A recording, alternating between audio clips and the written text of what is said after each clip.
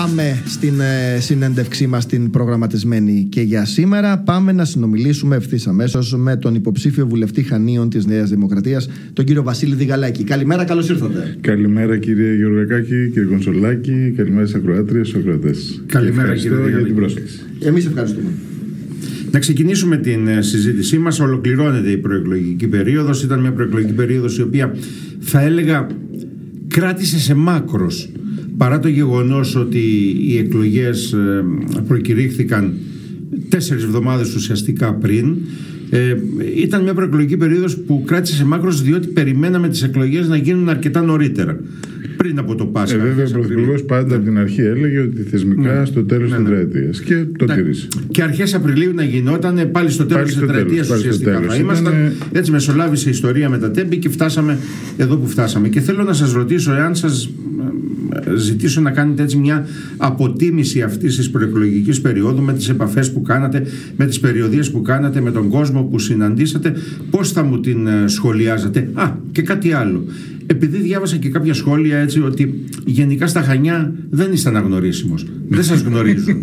Εσείς διαπιστώσατε στις περιοδίες που κάνατε στις επαφές με τον κόσμο ότι σας γνωρίζουν στα Χανιά ή περνάτε έτσι απαρατήρητος?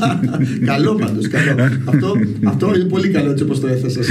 Κοιτάξτε, δεν θα σχολιάσω. Οι πολίτες έχουν κρίση και εμπιστεύομαι την κρίση τους.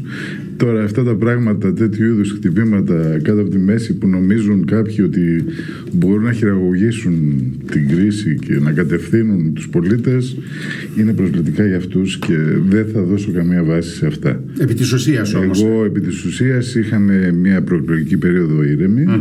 Είχαμε την ευκαιρία και ως Νέα Δημοκρατία να δείξουμε στον κόσμο, στους πολίτες, το έργο μας, τι έκανε η κυβέρνηση, τις κρίσεις που αντιμετώπισε, πώς αντιμετώπισε, πώς πήγε την Ελλάδα μπροστά. Και όσον αφορά εμένα προσωπικά, επειδή ως βουλευτής και ως υπουργός έκανα έργο για να πετύχω τους στόχους που είχα θέσει στην αρχή της τετραετίας.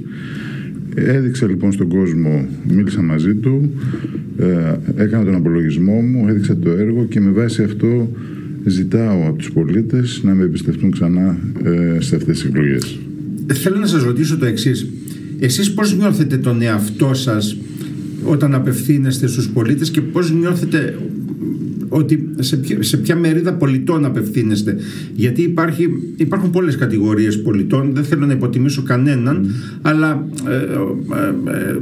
ο Βασίλης ο Διγαλάκης, αν είδα κάτι ας πούμε και στη συγκέντρωσή σας και στον τρόπο με τον οποίο σας αντιμετωπίζουν αρκετοί πολίτες, είδα ότι μπορείτε και τραβάτε, βάλτε σε εισαγωγικά τη λέξη, και μια μερίδα πολιτών που δεν ανήκουν στο σκληρό πυρήνα ή στον χώρο της Νέας Δημοκρατίας, αν θέλετε. Δηλαδή είναι και λίγο πιο έξω από τη Νέα Δημοκρατία. Αυτό πώς γίνεται? Καταρχάς θα πω ότι εκπροσωπώ και συνομιλώ και υπερασπίζομαι όλους τους πολίτες. Ως βουλευτής ασχολήθηκα φυσικά και με θέματα παιδείας, αλλά ασχολήθηκα και με θέματα του πρωτογενού τομέα, ασχολήθηκα και με θέματα της ναυαρχίδας οικονομίας μας, του τουρισμού. Δεν μπορείς ως βουλευτής να απευθύνεσαι σε μία μόνο κοινωνική ομάδα, έτσι. Άρα συνομιλώ με όλους τους πολίτες. Είναι σωστό αυτό που λέτε, ότι τραβάω μια μερίδα, θα έλεγα, του εκλογικού σώματος που ανήκει στον εξυγχρονιστικό χώρο, θα το χαρακτήριζα. Γιατί εκεί πέρα υπάρχει μια κοινή τομή. Δηλαδή, ο κ. Μητσοτάκης εκφράζει καλύτερα σήμερα από κάθε άλλο τον εξυγχρονισμό, την πρόοδο της χώρας και τις έννοιες που είναι συμφασμένες με αυτό, δηλαδή αξιοκρατία και αξιολόγηση. Αυτά λοιπόν οι πολίτες θεωρούν ότι τα εκπροσωπώ στα Χανιά, γι' αυτό βλέπετε αυτή την παρουσία. Αλλά στη συγκέντρωσή μου ήταν και κτηνοτρόφοι, έτσι, γιατί δώσαμε αγώνες μαζί με τους κτηνοτρόφους για μια σειρά από θέματα. Ήταν πολλές κατηγορίες πολιτών. Ωραία. Θέλω να σας ρωτήσω και κάτι, Γιώργο, μπορώ? Παρακαλώ. Θέλω να σας... Παρακολουθώ με ενδιαφέρον. Θέλω να ρωτήσω και κάτι άλλο. Η Νέα Δημοκρατία αυτή τη στιγμή ουσιαστικά διεκδικεί κάτι το οποίο Καλά, για την εκλογική αναμέτρηση της Κυριακής φαντάζει σχεδόν ακατόρθωτο. Δηλαδή την αυτοδυναμία με απλή αναλογική δεν γίνεται, γιατί ο ΣΥΡΙΖΑ πρότισε να αφήσει αυτή την άρκη, παρόλο που ο ίδιος κυβέρνησε με τον παλιό εκλογικό νόμο. Το ερώτημα είναι το εξής. Η Νέα Δημοκρατία αυτή τη στιγμή προβάλλει ένα δίλημμα στους πολίτες, το οποίο θα μπορούσαν ενδεχομένως κάποιοι εκ των πολιτών να το εκλάβουν και ως εκβιαστικό, δηλαδή θα σας βάζω να ψηφίζετε μέχρι να μου δώσετε αυτοδυναμία, όπως την κατηγορεί η αντιπολίτευση, ή θεωρείτε ότι η αυτοδυναμία είναι ένας παράγοντας ο οποίος είναι απαραίτητος για να μπορέσει να λειτουργήσει προς την κατεύθυνση την οποία έχει ξεκινήσει να λειτουργεί τη χώρα? Δεν υπάρχει κανένας εκβιασμός. Αυτό που η πρόταση της Νέας Δημοκρατίας είναι ξεκάθαρη.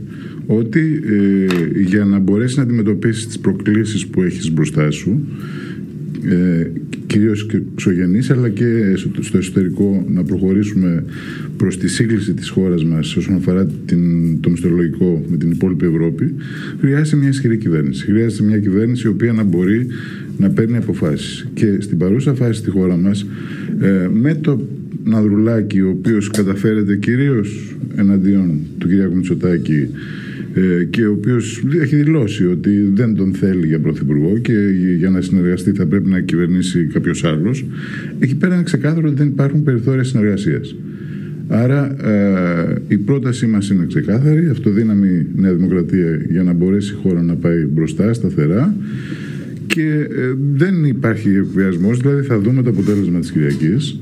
Ζητάμε υψηλό ποσοστό αφενός για να αποκλειστούν τα σενάρια που ακούγονται, τα οποία ξεκίνησαν από κυβέρνηση τιμένων, πήγανε σε κυβέρνηση ανοχής, πάνε σε κυβέρνηση ειδικού σκοπού. Δηλαδή αυτά είναι έλεος. Η χώρα μας έχει σοβαρά θέματα μπροστά της και εμείς θα βγάλουμε μπροστά σε αυτά μια κυβέρνηση ειδικού σκοπού. Αυτό το ποσοστό στο οποίο αναφερθήκατε, γιατί την Κυριακή θα πρέπει να δούμε, μάλλον ψηφίζουμε και για την επόμενη μέρα. Αυτό το ποσοστό λοιπόν στο οποίο αναφερθήκατε εσείς και το οποίο θα αποτελέσει ενδεχομένως το κομβικό ποσοστό αφενών για να αποκλειστούν σενάρια τέτοιου τύπου στα οποία αναφέρεστε, αλλά και αφετέρου για να δώσουν το δικαίωμα στη Νέα Δημοκρατία να ελπίζει σε αυτοδυναμία σε μια δεύτερη εκλογική αναμέτρηση, ποιο είναι? Ποιος είναι ο στόχος? Κύριε Κονσουλάκη, θα το αφήσω σε εσάς και στους πολιτικούς αναλυτές. Εμείς ζητάμε ένα υψηλό ποσοστό, το οποίο να είναι κοντά στο όριο της αυτοδυναμίας με βάση τον εκλογικό νόμο που θα έχουμε στις επόμενες εκλογές, οι οποίες θα γίνουν με την ενισχυμένη αναλογική που ψηφίσαμε στη Βουλή την προηγούμενη Βουλή. Μανώλη, θες να παραμείνουμε στην κεντρική σκηνή ή να παραμείνουμε λίγο στα Χανιά? Να κάνουμε μια στροφή προς τα Χανιά. Αναφερθήκατε σε κάποια από τα ζητήματα στα οποία δώσατε έμφαση το προηγούμενο χρονικό διάστημα ως βουλευτής και θέλω να τα δούμε, ξεκινώντας από τον τουρισμό.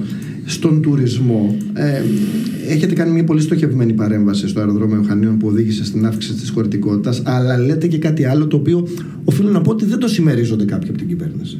Λέτε δηλαδή ότι η επιμήκυση της τουριστικής περίοδου μπορεί να επιτευχθεί αν γίνει κατορθωτό με πολύ συγκεκριμένο τρόπο, προτείνεται και τον τρόπο, να έχουμε απευθείας διεθνείς αεροπορικές συνδέσεις από και προς το αεροδρόμιο Δασκαλογιάννης των Χανίων. Ποια είναι η άποψή σας για το θέμα αυτό? Κοιτάξτε, έχουμε ήδη στα Χανιά ψηφιακούς νομάδες και όχι λίγους, περί τους 1000. Υπάρχει μια εταιρεία η οποία παρέχει υπηρεσίες τηλεφωνικής εξυπηρέτησης σε χώρες της Βορείου Ευρώπης με τους εργαζόμενους της στα Χανιά, και οι οποίοι έρχονται εδώ για συγκεκριμένους λόγους που είναι τα πλεονεκτήματά μας. Ένας ήπιος χειμώνας, κλίμα, γεωγραφία, πολιτισμός. Έρχονται λοιπόν να ξεχειμωνιάσουν στα Χανιά, να δουλέψουν από τα Χανιά.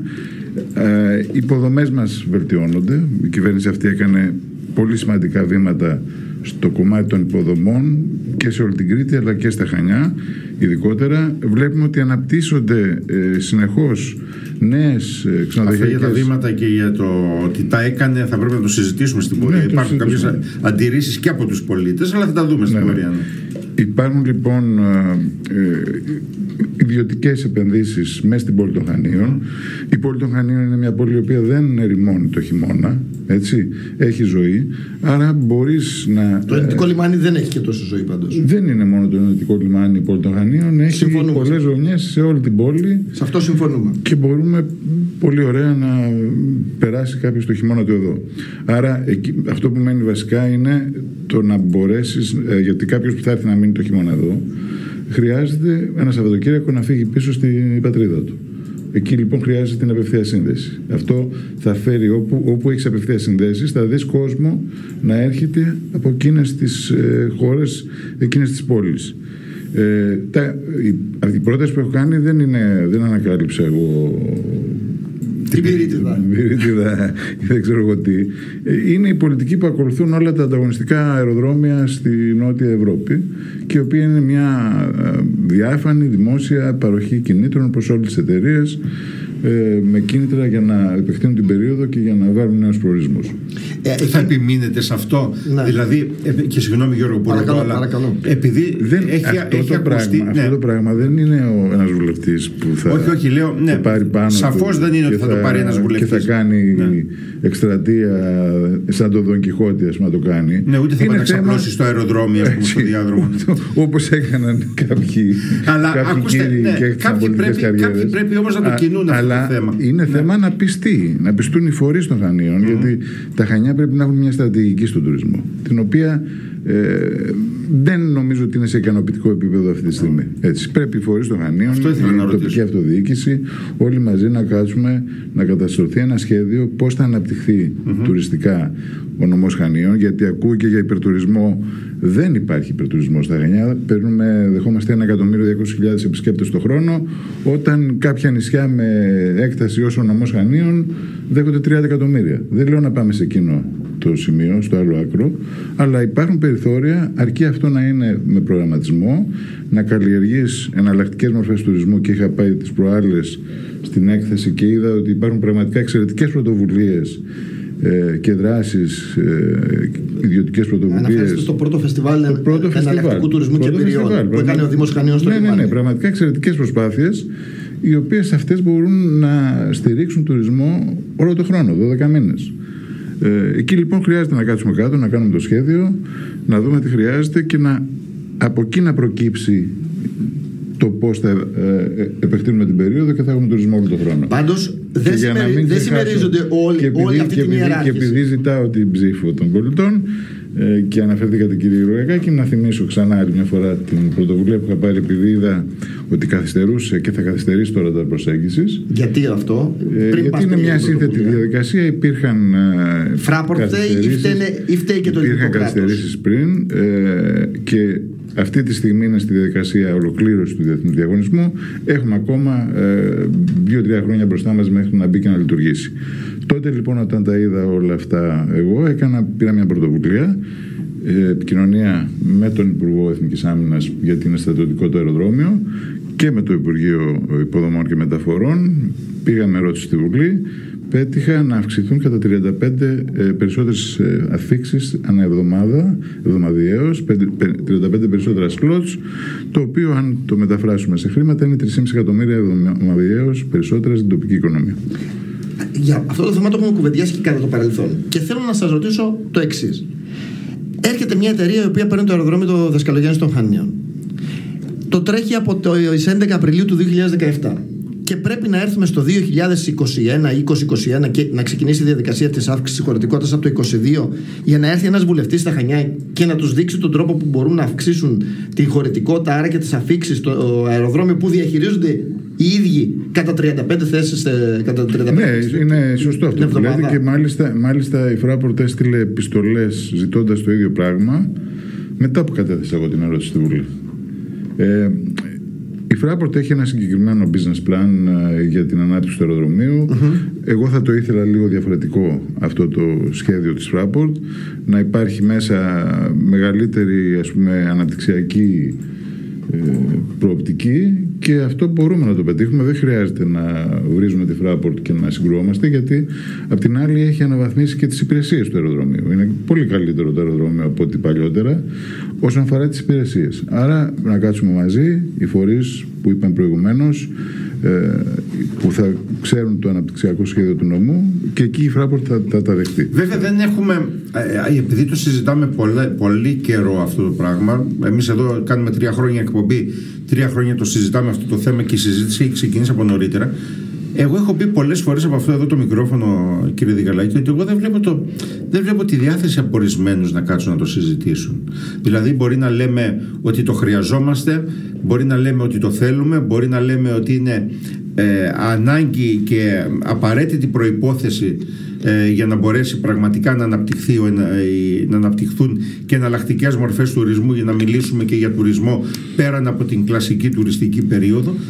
Αλλά δεν βλέπω αυτούς οι οποίοι θα έπρεπε να κινήσουν το νήμα, και δεν είναι οι βουλευτές αυτοί που πρέπει να κινήσουν το νήμα σε αυτή την περίπτωση. Είναι κυρίως αυτοί οι οποίοι ενδιαφέρονται να λειτουργήσει ο τουρισμός με αυτόν τον τρόπο στα Χανιά. Οι πρώτοι ωφελούμενοι θα είναι άλλωστε, και δεν βλέπω αυτή τη διάθεση. Και βλέπω επίσης ότι μάλλον υπάρχει ένα βόλεμα στα Χανιά. Ένα βόλεμα δηλαδή που λέει ότι καλά είμαστε τώρα, εντάξει, με αυτόν τον τουρισμό που έχουμε, τους μήνες που τους έχουμε, και τους υπόλοιπους μήνες ας καθόμαστε κι εμείς, ας ξεκουραστούμε, ας μην πληρώνουμε προσωπικό. Καλά είναι όσα βγάζουμε. Δηλαδή θέλω να πω ότι ωραία όλα αυτά τα οποία συζητάμε επί χάρτου, αλλά στην πραγματικότητα, στο πεδίο δηλαδή, δεν βλέπω και μεγάλη διάθεση πολέμου. Κοιτάξτε, κύριε Κονσολάκη, ο βουλευτής καταρχάς από το θεσμικό του ρόλο δεν είναι αυτός που το κάνει, αλλά είναι αυτός που θα αναλάβει πρωτοβουλίες και θα προσπαθήσει να πείσει και να φέρει τους φορείς μαζί για να... Εγώ φταίω για την ολιγόλεπτη διακοπή, διότι κάναμε θόρυβο με ένα πλαστικό. Πάμε, συνεχίζουμε. Και θα πρέπει λοιπόν να πεις τους φορείς και να προχωρήσουμε προς αυτή την κατεύθυνση. Αλλά εντάξει, θα θυμίσω ένα πράγμα, ότι υπήρξαν κάποιοι άνθρωποι που πριν από 13 χρόνια πήραν πρωτοβουλία και ήρθαν οι low cost εταιρείες στα Χανιά. Και αυτό ήταν πραγματικά ήταν κάτι που διατάραξε την πορεία του τουρισμού στα Χανιά, γιατί μέσα σε μια δεκαετία, από το 2009 μέχρι το 2019, διπλασιάστηκαν οι διεθνείς αφίξεις στο αεροδρόμιο Χανίων. Και στην περίοδο της οικονομικής κρίσης τα Χανιά πήγαν καλύτερα όχι μόνο από την υπόλοιπη Ελλάδα, αλλά και από την υπόλοιπη Κρήτη, η οποία είχε την υπιότερη οικονομική κρίση σε όλη τη χώρα. Αλήθεια είναι αυτό. Έχουμε ερώτημα από ακροατή. Εν μέρη το έχετε απαντήσει, αλλά θέλω να το θέσω το σύνολο του υπόψη σας και να κρίνετε εσείς πώς θα απαντήσετε.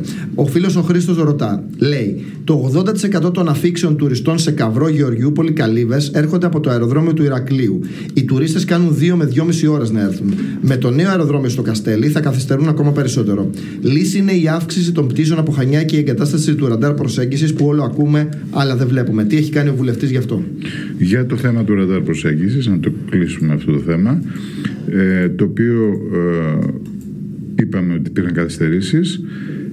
Έκανα ερώτηση στη Βουλή. Όταν ξεκίνησαν οι επιτόπιες επισκέψεις από τους εμπλεκόμενους τον Ιούνιο του 2021, πήγα στην πρώτη συνάντηση, γιατί είναι ένα δίκτυο από κεραίες, δεν είναι ένα ραντάρ. Πήγα στην πρώτη συνάντηση και τους επισήμανα ότι δεν χωρούν άλλες καθυστερήσεις. Και πραγματικά με την πίεση που ασκήσαμε όλοι οι βουλευτές, έχει ξεκολλήσει, γιατί να πούμε και εδώ, να το ξέρουν οι πολίτες, ότι η σύμβαση στο θέμα αυτό ήταν κακή. Η σύμβαση παραχώρησης έλεγε μεν ότι είναι υποχρέωση της Fraport να προμηθευτεί το ραντάρ, αλλά δεν προέβλεπε κανένα χρονοδιάγραμμα και καμία ρήτρα για καθυστερήσεις. Γι' αυτό φτάσαμε στο σημείο που φτάσαμε. Τώρα όμως ολοκληρώνεται ο διαγωνισμός, όπως είχα ενημέρωση από το Διευθυντικό Σύμβουλο της Fraport πριν από λίγο καιρό, και μετά προχωράει στη φάση προμήθειας, εγκατάστασης, εκπαίδευσης. Άρα είμαστε στο τέλος και δοκιμαστικής λειτουργίας. Ναι, στο τέλος βέβαια, αλλά... Να πω όμως, θέλω να απαντήσω στο σχόλιο του ακροατή, του φίλου του Χρήστου. Όταν τελειώσει ο ΒΟΑΚ και το αεροδρόμιο στο Καστέλι, γιατί το αεροδρόμιο στο Καστέλι Ηρακλείου θα είναι προφανώς συνδεδεμένο με το ΒΟΑΚ, έτσι. Η απόσταση από το αεροδρόμιο Καστελίου μέχρι τη Γεωργιούπολη θα συντομευτεί πάρα πολύ χρονικά. Έτσι. Άρα από την πλευρά μας τι πρέπει να κάνουμε? Να αυξήσουμε τη χωρητικότητα στο αεροδρόμιο Χανίων, αλλά ένα κομβικό ζωτικό έργο για μας είναι η σύνδεση του αεροδρομίου με τον ΒΟΑΚ, του δικού μας αεροδρομίου. Του δρόμου σύνδεσης.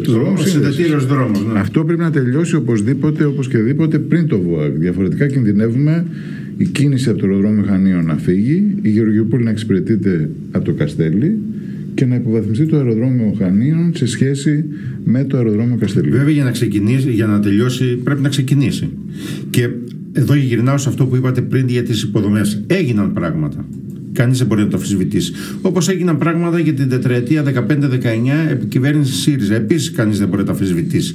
Υπάρχει μια αίσθηση όμως ότι στα Χανιά προχωράμε με ολίγων βήμα σημειωτών σε ό,τι αφορά μεγάλα έργα υποδομών δηλαδή, ή ότι αυτά τα οποία προχωρούν γίνονται με αρκετή καθυστέρηση. Και έχουμε χαρακτηριστικά παραδείγματα.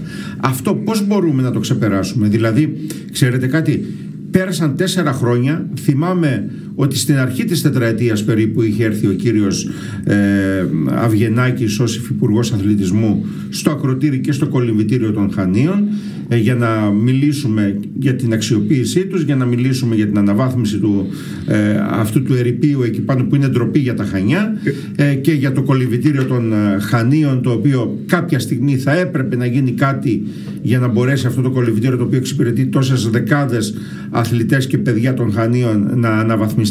Και φτάσαμε παραμονή εκλογών προχθές μόλις να υπογράφεται η προγραμματική σύμβαση. Και για το κολυμβητήριο στο ακροτήρι δεν έχει γίνει τίποτα. Και ένα σωρό άλλα έργα τα οποία περιμένουν στην ουρά. Πώς θα επιταχυνθούν αυτές οι διαδικασίες? Βάλετε πάρα πολλά θέματα, αλλά θα τα πιάσουμε ένα-ένα. ΒΟΑΚ, το μεγαλύτερο έργο υποδομής στην Κρήτη, όταν σε όλη την υπόλοιπη χώρα και την Ευρώπη έβρεχε αυτοκινητόδρομους, εμείς εδώ είχαμε κάποια κολλήματα και χάσαμε την ευκαιρία. Ο ΣΥΡΙΖΑ την τετραετία που κυβέρνησε, τα 4,5 χρόνια που κυβέρνησε, πραγματικά αυτό που έκανε ήταν τίποτα. Δεν υπήρχαν σχέδια, ήταν μολυβιές στο χαρτί, δεν υπήρχε χρονοδιάγραμμα, δεν υπήρχαν εγκρίσεις. Ο ΒΟΑΚ λοιπόν ήταν ο μεγάλος στόχος για την κυβέρνηση του Κυριάκου Μητσοτάκη. Ο ίδιος προσωπικά είχε δεσμευτεί ότι θα γίνει ο ΒΟΑΚ στην Κρήτη και θα γίνει από τη μια άκρη του νησιού μέχρι την Κίσαμο, και έχουν ήδη ξεκινήσει έργα ανατολικά. Το μεγάλο κομμάτι που είναι με παραχώρηση από Ηράκλειο μέχρι Κίσαμο είναι στην τελική φάση του διαγωνισμού. Διάβασα κάποιες πληροφορίες ότι εάν η Νέα Δημοκρατία είναι ξανά κυβέρνηση, το Σεπτέμβριο υπάρχει στόχος για να μπορέσει να γίνει δημοπράτηση. Όχι, για το μεγάλο κομμάτι είναι στην τελευταία φάση του διαγωνισμού για να κατακυρωθεί σε ανάδοχο. Ναι, αυτό λέω. Να πέσουν υπογραφές. Δηλαδή. Ναι, μετά αυτό, αφού κατακυρωθεί ο διαγωνισμός, θα περάσει στον έλεγχο του Ελεκτικού Συνεδρίου και θα πάμε στις υπογραφές. Μέσα στο έτος, μακάρι να προλάβουμε και να μην υπάρχουν καθυστερήσεις και να γίνει μέσα στο έτος, αλλά είναι πλέον μια πραγματικότητα, γιατί υπάρχει και χρηματοδότηση, έτσι, ταμείο ανάκαμψης, χαμηλά διόδια χιλιομετρικά και όχι με συγκεκριμένες αποστάσεις, και σκιώδη διόδια, που σημαίνει ότι έρχεται το κράτος και επιδοτεί για να είναι χαμηλά τα διόδια, και χάραξη, εγκρίσεις, τα πάντα είναι όλα έτοιμα και ο ΒΟΑΚ γίνεται μια πραγματικότητα. Στήριξη των Δήμων πρωτοφανής, πολλά εκατομμύρια με στήριξη από την κυβέρνηση, χρηματοδοτήσεις σε όλους τους Δήμους των Χανίων, με μπροστάρι, αν θέλετε, στο θέμα αυτό την κυρία Μπακογιάννη, η οποία έχει και το εμβέλεια και το κύρος να βοηθήσει να τα προχωρήσουν όλα αυτά τα θέματα γρήγορα. Και για να έρθω τώρα το φράγμα του Ταυρονίτη, μην το ξεχνάμε, το οποίο έχει δημοπρατηθεί, το οποίο θα λύσει το πρόβλημα άρδευσης στη δυτική πλευρά του νομού, γιατί χωρίς νερό δεν έχεις ούτε τουρισμό ούτε πρωτογενή τομέα. Και όσον αφορά τα δύο κολυμβητήρια, το κολυμβητήριο της Νέας Χώρας ήταν εγκαταλελειμμένο επί δεκαετίες. Αλήθεια είναι αυτό. Έτσι, εγκαταλελειμμένο πραγματικά επί δεκαετίες, παράνομο.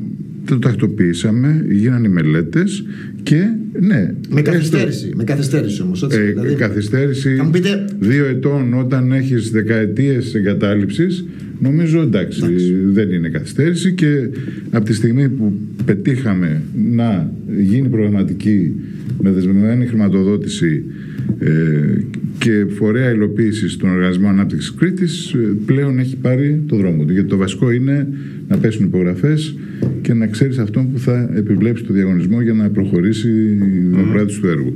Όσον δε το κολυμβητήριο στο Ακροτήρι, θα θυμίσω για άλλη μια φορά ότι εγώ ως πρίτανης, όταν είχα δει την κατάσταση που παρέλαβα, υπέγραψα μια προγραμματική με τον τότε Υπουργό Αθλητισμού, τον κύριο Ανδριανό, για να προχωρήσουμε σε μελέτες και χρηματοδότηση στη συνέχεια για την αποκατάσταση του κολυμβητηρίου. Δυστυχώς ο ΣΥΡΙΖΑ το 2015 δεν του άρεσε ο Διγαλάκης, δεν του άρεσε ο Ανδριανός και βούλιαξε την προγραμματική. Με αποτέλεσμα να χαθεί τότε η ευκαιρία αποκατάστασης του κολυμβητηρίου. Τώρα, το 19, όταν πήγα στο Υπουργείο Παιδείας, είχα καλέσει, γιατί υπήρχαν ευκαιρίες χρηματοδότησης αποκατάστασης του κολυμβητηρίου, την τότε διοίκηση του Πολυτεχνείου. Υπήρχαν καθυστερήσεις, δεν είχε προχωρήσει το Πολυτεχνείο όπως θα έπρεπε τότε. Αιχμή προς την προηγούμενη διοίκηση. Εγώ λέω τα πράγματα γιατί όπως έχουν γίνει και με στοιχεία και λοιπά. Λοιπόν, πραγματικότητα είναι αυτό. Από εκεί και πέρα μετά, λοιπόν, ο κ. Αβγιανάκης έκανε μια προγραμματική με το Πολυτεχνείο, με την προηγούμενη διοίκηση του Πολυτεχνείου, για την επικαιροποίηση της μελέτες. Εγώ ως πρίτανης είχα και οι συνεργάτες μου είχαμε ολοκληρώσει τις μελέτες αποκατάστασης και ενεργειακής αναβάθμισης του κολυμβητηρίου. Τώρα λοιπόν υπάρχει μια προγραμματική, επικαιροποιήθηκαν οι μελέτες και στο πρόγραμμα Κρήτη 2030 που παρουσίασε ο Πρωθυπουργός τον Ιανουάριο στο Ηράκλειο υπάρχει κονδύλι και για την αποκατάσταση του κλειστού κολυμβητηρίου μαζί με ένα αθλητικό κέντρο εκεί πέρα που θα δώσει πνοή. Άρα ναι, γίναν πολλά, έχουμε να κάνουμε πολύ περισσότερα ακόμα και το κλειστό κολυμβητήριο θα πάρει και αυτό το δρόμο του την επόμενη τετραετία. Χθες υπήρξε μια θετική εξέλιξη που ουσιαστικά σηματοδοτεί ότι όλα όσα έχουν υποθεί μέχρι τώρα για το νέο σχολικό συγκρότημα, κτηριακό συγκρότημα που θα στεγάσει το ΕΓΕΛ και το ΕΠΑΛ Κισάμου στο Καστέλι Κισάμου, ανταποκρίνονται στην πραγματικότητα. Το θέτω έτσι γιατί πολλές φορές λέγονται πράγματα, ειδικά σε μια προεκλογική περίοδο, τα οποία σκοπό έχουν να υφαρπάξουν την ψήφο. Δηλαδή, τα έχουμε δει σε προεκλογικές περίοδους, όχι μόνο στα Χανιά, αλλά και σε άλλες εκλογικές περιφέρειες. Η πρώτη παρατήρηση που έχω να κάνω είναι ότι είναι μια σημαντική εξέλιξη. Η δεύτερη παρατήρηση που έχω να κάνω είναι ότι είναι μια σημαντική εξέλιξη 3 ημέρες πριν από τις εκλογές. Και κάποιος θα μπορούσε να σκεφτεί να το συνδυάσει, ότι είναι ένα δωράκι για τη Νέα Δημοκρατία στα Χανιά, τους υποψήφιους βουλευτές της, εσάς, αλλά και την κυρία Μπακογιάννη, την οποία μνημονεύσατε χθες στην δήλωσή σας, λέγοντας ότι είχε καθοριστική συμβολή στην επίσπευση κάποιων διαδικασιών. Τι λέτε? Κοιτάξτε, αυτό που εκδόθηκε, για να το ξέρουν και οι αγρότες, ήταν η προέγκριση της οικοδομικής άδειας για το νέο κτηριακό συγκρότημα του ΓΕΛ και του ΕΠΑΛ Κισάμου. Αυτή λοιπόν η άδεια, η προέγκριση και οι μελέτες έπρεπε να έχουν ολοκληρωθεί κάποιους μήνες πριν από την ΧΤΥΠ. Και οι δικές μου παρεμβάσεις και επισκέψεις στην ХΤΥΠ ήταν διαρκείς. Να πούμε ότι η ΚΤΥΠ είναι οι κτηριακές υποδομές ΑΕ. Είναι ο παλιός ΟΣΚ, παλιός Οργανισμός Σχολικών Κτηρίων. Τις προηγούμενες μέρες είχα πάει στο Καστέλι, έδωσα την κεντρική μου ομιλία στην Κίσαμο, όπου γνωρίζετε ότι έχω και πολιτικό γραφείο, γιατί πραγματικά πιστεύω στην αναπτυξιακή προοπτική της Κισάμου και στους ανθρώπους της. Και εκεί υπόθηκαν αλήθειες. Θύμισα ότι ήταν ένα σχολικό συγκρότημα κατάλληλο και πριν το σεισμό του 19. Θύμισα ότι βάλαμε αίθουσες για να στεγαστούν οι μαθητές σε χρόνο ρεκόρ μέχρι να υλοποιηθεί η κατασκευή νέου σχολικού συγκροτήματος. Ο διαγωνισμός, να πω απλά ότι για την προμήθεια των προκατασκευασμένων αιθουσών είχε γίνει παραμονές πρωτοχρονιάς του 19, όταν ο σεισμός έγινε Νοέμβριο. Και την επόμενη σχολική χρονιά οι μαθητές, αντί να τρέχουν στον Ταυρονίτη ή δεν ξέρω πού ή να κάνουν απόγευμα μάθημα, κάνανε μάθημα στην Κίσαμο. Η διαδικασία τώρα της κατασκευής του νέου σχολικού συγκροτήματος ήταν πραγματικά σύνθετη, πολλά στάδια, πολλά βήματα. Εκεί υπήρξε μια άριστη συνεργασία με το Δήμο Κισάμου προκειμένου να τα ξεπεράσουμε αυτά. Υπήρξαν και καθυστερήσεις, αλλά η ουσία είναι ότι έδειξα τις μελέτες την προηγούμενη στην Κίσαμο τις προάλλες, πριν λίγες μέρες. Βγήκε η προέγκριση της άδειας, είναι πλέον όριμο μέσα στον επόμενο μήνα που θα έχουν κλείσει και τα τεύχη δημοπράτησης να προχωρήσει στη δημοπράτηση του έργου και να έχουμε πλέον την τελική ευθεία για την κατασκευή του νέου σχολικού συγκροτήματος. Υπήρχε πολύ έντονη παραφιλολογία πάντως για το ζήτημα αυτό και οφείλω να επισημάνω, γιατί διαβάζω τα της Κισάμου, ένα κομμάτι του εαυτού μου έχει καταγωγή από εκεί, από την μητέρα μου. Οφείλω να πω ότι είναι και πιο κοντά στα κύθυρα. Είναι και πιο κοντά στα κύθυρα τα οποία επισκέπτομαι από το λιμάνι της Κισάμου, σαφέστατα. Χαίρομαι που το γνωρίζετε και αυτό. Θέλω να πω όμως ότι είδα ότι κάποιοι άνθρωποι άσκησαν εντονότατα την κριτική. Κάποιο κομμάτι της κριτικής ήταν καλοπροαίρετη, κάποιο άλλο ενδεχομένως να μην ήταν, και είδα ότι υπήρξε και στοχοποίηση σε ό,τι αφορά το πρόσωπό σας. Βεβαίως, ήταν ξεκάθαρο ότι υπήρχε πολιτική στοχοποίηση και γι' αυτό είπα ότι ακούστηκαν αλήθειες, ο κόσμος της Κισάμου ενημερώθηκε και πλέον το τέλος είναι ορατό. Μάλιστα. Όταν λέμε το τέλος είναι ορατό, για να αλλάξουμε. Για την κατασκευή του, ναι. Όταν μιλάμε για το τέλος είναι ορατό, θέλετε να μας πείτε. Εγώ δεν θέλω να μας δεσμευτείτε για χρονοδιαγράμματα, γιατί δεν είναι κάτι που εξαρτάται από εσάς προσωπικά. Ούτε έχετε την αρμοδιότητα. Αλλά θέλετε να μας πείτε έναν οδικό χάρτη, στο περίπου έστω, για το πώς θα προχωρήσει το έργο από εδώ και στο εξής. Επειδή αφήσαμε κάτι πριν, κύριε Κονσολάκη, που αφορούσε καθυστερήσεις, έχουμε μια συγκεκριμένη νομοθεσία που αφορά τα δημόσια έργα. Και η νομοθεσία αυτή βάζει περιορισμούς και καθυστερήσεις. Το βασικό είναι να γίνει δημοπράτηση. Όταν γίνει δημοπράτηση και βρεθεί ο ανάδοχος που θα υλοποιήσει το έργο, τότε μετά μια τυπική, ας πούμε, διάρκεια κατασκευής ενός τέτοιου έργου είναι λίγα χρόνια. Μια και μιλάμε για ανάγκη μετασχηματισμού του κράτους και έχει μπει μπροστά μια διαδικασία από την τετραετία η οποία τέλειωσε τώρα, κατά βάση από τον κύριο Πιερακάκη, με πάρα πολλές υπηρεσίες να περνάνε πλέον και να γίνονται ηλεκτρονικά, να μπορεί δηλαδή ο κόσμος να αποφύγει τις ουρές και την ταλαιπωρία. Βέβαια είχε μια κουβέντα χθες, στην κουβέντα μάλλον που είχαμε χθες με την κυρία Πακογιάννη, ο Γιώργος έκανε μια εύστοχη παρατήρηση ότι σε ένα μέρος του αυτός ο ψηφιακός μετασχηματισμός έχει ουσιαστικά ψηφιοποιήσει την γραφειοκρατία. Το μεγάλο στοίχημα για τη Νέα Δημοκρατία, πέρα από τα άλλα, πέρα από αυτό το οποίο είπε ο Πρωθυπουργός και το επανέλαβε και σήμερα το πρωί στον Sky, ότι έχει ένα μεγάλο στοίχημα για την αναβάθμιση του εθνικού συστήματος υγείας, για την οποία μιλάγαμε και πριν. Στόχευση κυρίως στην περιφέρεια. Στην περιφέρεια. Αλλά θα πρέπει να είναι και το να ξεφύγουμε από αυτήν την γραφειοκρατία η οποία ουσιαστικά μπλοκάρει την δημιουργία και την εκτέλεση έργων μέσα σε ένα χρονικό διάστημα, στο οποίο οι πολίτες να μπορούν να νιώσουν ότι προχωράει γρήγορα κάτι, βρε παιδί μου, σε αυτήν εδώ τη χώρα.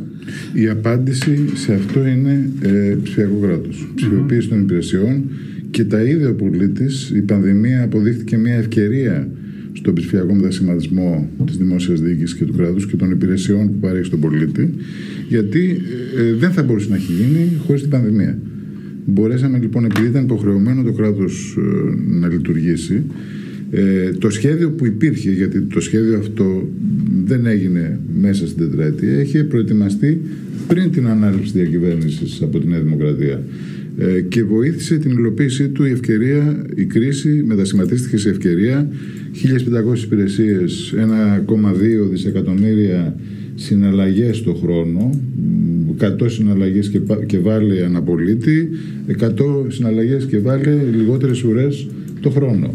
Ο στόχος λοιπόν για την επόμενη τετραετία είναι αυτός ο μετασχηματισμός να φτάσει στο 97% των υπηρεσιών που παρέχει το δημόσιο, να διασυνδεθούν όλα τα συστήματα του δημοσίου, γιατί πρέπει πρώτα να απλοποιήσεις τις διαδικασίες. Δεν έχει νόημα να ζητάς από τον πολίτη χαρτιά που τα έχει το ίδιο το κράτος. Πρέπει το κράτος να τα βρει μόνο του.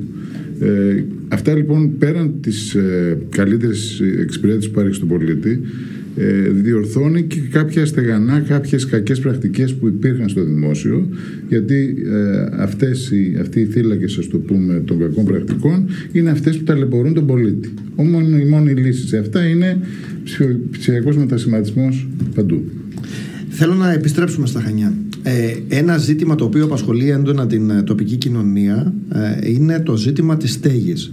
Και της φοιτητικής στέγης, αλλά γενικότερα της στέγης. Τα Χανιά είναι ένας ακριβώς προορισμός. Τα σπίτια που έχουν κατασκευαστεί τα τελευταία χρόνια για μια σειρά από λόγους δεν είναι αυτά που έχει ανάγκη η τοπική κοινωνία, και η αναπτυξιακή δυναμική της πόλης των Χανίων.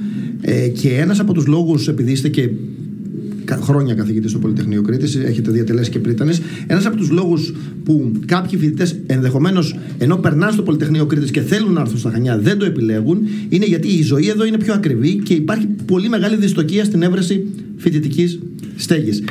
Υπάρχει λύση για ένα τόσο σύνθετο πρόβλημα, το οποίο συνδέεται και με την τουριστική ανάπτυξη? Τεράστιο θέμα. Από τα μεγαλύτερα προβλήματα που έχουμε είναι η στέγη, όχι μόνο των φοιτητών, αλλά και των εκπαιδευτικών που έρχονται στα Χανιά από άλλες περιοχές, και των γιατρών και άλλων νέων που έρχονται να δουλέψουν στα Χανιά. Άρα είναι ένα τεράστιο θέμα. Ξεκινώντας από τους φοιτητές, εγώ όταν ανέλαβα την Πριτανεία του Ιδρύματος το 2013, το Πολυτεχνείο είχε μόνο 78 κλίνες για 5.000 προπτυχιακούς φοιτητές. Ήταν η πρώτη μας... Μισό λεπτό. Το Πολυτεχνείο Κρήτης ιδρύθηκε το 70... στα μέσα της δεκαετίας του 70. 76-77. Ωραία. Μας λέτε ότι από το 77... Εγώ λέω από το 80. Λειτουργήσε από το 80. Ωραία. Από το 80 έως το 2013, αν δεν κάνω λάθος. Είχε μόνο μία εστία με 78 κλίνες. Μάλιστα. Ήταν ξεκάθαρο, το βάλαμε πρώτη προτεραιότητα της δικής μου πριτανικής θητείας. Κάναμε τις μελέτες μέσα στο Πολυτεχνείο οι ίδιοι. Αναζητήσαμε και βρήκαμε χρηματοδότηση από την Ευρωπαϊκή Τράπεζα Επενδύσεων και από το Πρόγραμμα Δημοσίων Επενδύσεων, 9 εκατομμύρια. Κάναμε το διαγωνισμό, ξεκίνησε η κατασκευή, ολοκληρώθηκε ένα κομμάτι επί δικής μου θητείας και ολοκληρώθηκαν και οι υπόλοιπες με την επόμενη πριτανική διοίκηση, 200 περίπου διαμερίσματα που μπορεί να στεγάσουν μεγάλα, θα μπορούσε να στεγάσει και 2 φοιτητές. Σημαντικό, αλλά δεν αρκεί όμως. Καλύπτει όλους τους φοιτητές που έχουν οικονομικό πρόβλημα, όσοι κάνανε αιτήσεις δηλαδή, γιατί είχαμε καμιά 300 αιτήσεις από φοιτητές με χαμηλά εισοδήματα που πρέπει να τους παρέχει στέγη. Αλλά δεν φτάνει. Δεν φτάνει γιατί πρέπει, όπως πολύ σωστά επισημάνατε, για να τραβήξει φοιτητές καλούς από την υπόλοιπη Ελλάδα, δεν έρχονται γιατί ξέρουν ότι στα Χανιά δεν θα έχουν στέγη. Ή θα υπάρχουν ένα διαμέρισμα το οποίο θα πρέπει να το αδειάσουν λίγες μέρες πριν ξεκινήσει η τουριστική περίοδος. Αυτά τα πράγματα δεν γίνονται. Γίνεται μια πολύ μεγάλη συζήτηση. Άρα, να πω επιπλέον στο θέμα της φοιτητικής στέγης ότι επί της θητείας μου στο Υπουργείο Παιδείας προχωρήσαν προγράμματα ΣΔΙΤ για το Δημοκρίτιο. Ολοκληρώθηκε, προχώρησε το ΣΔΙΤ του Πανεπιστημίου Κρήτης, ΣΔΙΤ για εστίες στο Πανεπιστήμιο Θεσσαλίας, και η καινούρια διοίκηση έχουμε συνεργασία και προχωράει ένα πρόγραμμα ΣΔΙΤ σε οικόπεδο του Πολυτεχνείου για να στεγάσει πολύ περισσότερους φοιτητές. Αυτό είναι κάτι που πραγματικά θα απογειώσει το Πολυτεχνείο Κρήτης. Αλλά να κλείσουμε και τις άλλες κατηγορίες. Υπάρχει ένα μέτρο, ένα πρόγραμμα της κυβέρνησης που λέγεται κοινωνική αντιπαροχή, θα το έλεγα. Δηλαδή το δημόσιο σε οικόπεδά του μπορεί να τα δώσει ως αντιπαροχή, να χτίσουν κάποιοι ιδιώτες διαμερίσματα, τα οποία θα έχουν την υποχρέωση να τα παρέχουν σε χαμηλές τιμές, σε νέους, και μπορεί πραγματικά αυτό και πρέπει να αξιοποιηθεί στα Χανιά για να λύσουμε τέτοια θέματα. Ένα τέτοιο είδος κοινωνικής αντιπαροχής είναι και του Πολυτεχνείου Κρήτης. Επειδή έχουμε λίγα λεπτά στη διάθεσή μας και θέλω να θέσω ένα ερώτημα και μετά θέλω να κλείσω και με το μήνυμά σας προς τις Χανιώτες και στους Χανιώτες, όπως έχουμε κάνει και με τους υπόλοιπους υποψήφιους. Ζητάτε να αξιολογηθείτε για τον απολογισμό σας τον οποίο παρουσιάζετε. Εάν κάποιος σας έλεγε, σας ζητούσε να επισημάνετε ποια κατά την άποψή σας ήταν η σημαντικότερη πρωτοβουλία του Βασίλη Διγαλάκη τα προηγούμενα 4 χρόνια ως βουλευτής Χανίων, τι θα λέγατε? Μιλήσαμε για τις παρεμβάσεις που έκανε στον τουρισμό, υπήρχαν παρεμβάσεις στον πρωτογενή τομέα, αν υπήρξε το θέμα των πρότυπων και πειραματικών του δικτύου στα Χανιά, αλλά αν ξεχώριζα ένα στόχο τον οποίο έβαλα, δούλεψα και είχαμε αυτά αποτελέσματα, είναι αυτός του να κάνουμε την Κρήτη εκπαιδευτικό κέντρο στην Ανατολική Μεσόγειο. Εκεί θεσμοθέτησα τη δυνατότητα στα πανεπιστήμια μας να δίνουν ξενόγλωσσα προγράμματα όταν ήμουν στο Υπουργείο Παιδείας.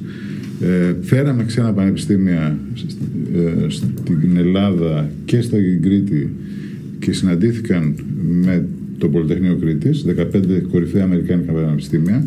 Υπάρχουν ήδη οι συμφωνίες, οι πρώτες. Το Πολυτεχνείο έχει συμφωνία, για παράδειγμα, με το Πανεπιστήμιο της Νότιας Καλιφόρνιας, το USC, ένα κορυφαίο αμερικάνικο πανεπιστήμιο, και είναι από τα 3 ιδρύματα παγκοσμίως που θα έχουν ανταλλαγές φοιτητών με τους ηλεκτρολόγους μηχανικούς του USC. Μάλιστα. Άρα θα έχουμε Αμερικάνους φοιτητές να έρχονται στην Κρήτη, Έλληνες φοιτητές να πηγαίνουν στην Αμερική χωρίς λεφτά. Το παράδειγμα της Κύπρου είναι αυτό. Η Κύπρος, λοιπόν, που δεν είχε πανεπιστήμια πριν λίγα χρόνια, έχει 15% του ΑΕΠ της από τα πανεπιστήμια της. Είναι ένας στόχος ο οποίος είναι απολύτως ρεαλιστικός. Θα συνεχίσω να εργάζομαι σε αυτό, γιατί πραγματικά πιστεύω ότι μπορεί να απογειώσει την οικονομία της Κρήτης. Και τώρα το πιο δύσκολο ερώτημα της ημέρας.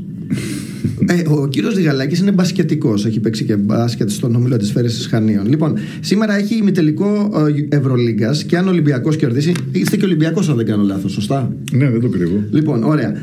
Την Κυριακή το βράδυ θα βλέπετε Ευρωλίγκα ή ανακοίνωση αποτελεσμάτων? Θα είναι, νομίζω, ένα καλό. Τι ώρα είναι ο τελικός? 9.30. Κάπου εκεί. Βράδυ.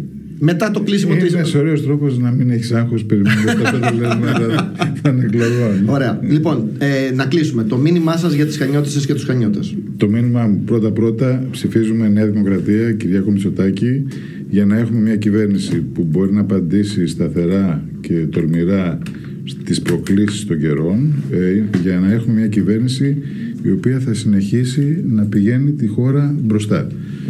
Όσον αφορά τον Βασίλη Διγαλάκη, εγώ πρεσβεύω τον εξυγχρονισμό του κράτους, την αξιοκρατία, που μεταφράζεται σε 2 λέξεις: αξιοκρατία και αξιολόγηση. Όταν λοιπόν πρεσβεύεις την αξιολόγηση, ζητάς να αξιολογηθείς πρώτα ο ίδιος. Δηλαδή πρέπει να ξεκινήσουμε από την αξιολόγηση των πολιτικών. Αυτό έκανα στην προεκλογική περίοδο.